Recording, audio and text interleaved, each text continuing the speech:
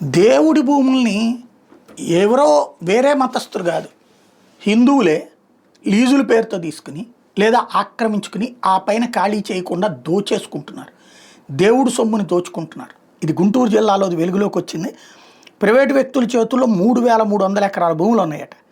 Private వ్యక్తుల పేరు మీద ఉన్నాయి. ఆర్ఎస్ఆర్ రికార్డులో దేవాలయాల పేర్లు ఉన్న 1B అడంగంలో వాళ్ళ పేర్లే కనిపిస్తున్నాయి. రీసర్వేలో వివరాలు వెలుగులోకి వస్తున్నాయి. దేవాలయాలకు దానంగా వచ్చిన భూముల రికార్డులు దేవాదాయ శాఖ దగ్గర లేకపోవడంతో కొన్ని భూములు అర్చకులు సర్వీస్దారులకు ఇస్తే వాళ్ళు ఇతరులకు అమ్మేశారు. అవి చేతులు మారిపోయినాయి. కాలక్రమంలో రెవెన్యూ రికార్డులు కూడా ప్రైవేట్ వ్యక్తుల పేర్లు కనబరుస్తున్నాయి. 2013లో వచ్చిన చట్టం ప్రకారం దేవాదాయ శాఖ భూములు నిషేధిత జాబితాలో చేర్చాక క్రయ విక్రయాలు నిలిచిపోయినాయి.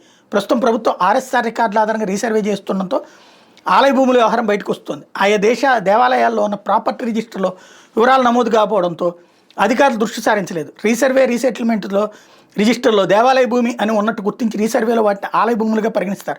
ఇట్లాంటి వాటిని స్వాధీనం చేసుకునే ప్రక్రియ దేవాదాయ శాఖ అధికారులు ఇప్పుడు దృష్టి సారిస్తే ఓవరాల్గా 15,147 ఎకరాలు ఒక గుంటూరు జిల్లాలో ఉంటే ప్రస్తుతం ఎకరంగా చేతిలో ఉన్నాయి 9,000 ఎకరాలు. ప్రైవేటు వ్యక్తుల పేరు మీద ఉన్నాయి 3,300 ఎకరాలు. ఆక్రమణలో ఉన్నాయి 2,847 ఎకరాలు. వేరే మతస్థులు కాదు, ఇదంతా హిందువులే దోచుకుంటుంది.